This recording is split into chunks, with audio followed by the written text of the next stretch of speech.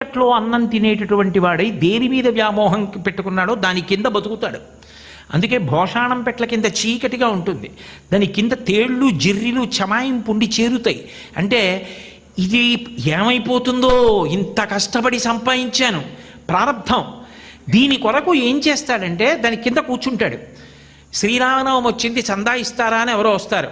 మా నాన్న పాపం ఏమీ చేసుకోలేదు, మా నాన్నగారు వెళ్ళిపోయిన ఏడాది ఏటి సూతకం, మా నాన్నగారి పేరు మీద అన్నదానం చేయండి, 10,000 ఇస్తారని కొడుకు తాళం తీస్తుంటాడు. అయ్య బాబో, ఇంత కష్టపడి సంపాదించారు, శ్రీరామనవమికి 10,000 ఇచ్చేస్తున్నాడని కటకట బయటకు వచ్చి కొండెత్తుతాడు కొడదామని కొడుకుని.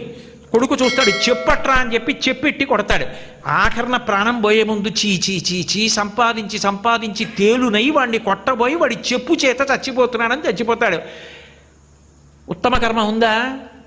పరితాపం ఒకటే, అలా కోట్ల జన్మలు ఎత్తాలని చెప్పింది శాస్త్రం. నేను చెప్పట్లేదు, భాస్కర్ రాయల వారంటే సామాన్యులు కాదు.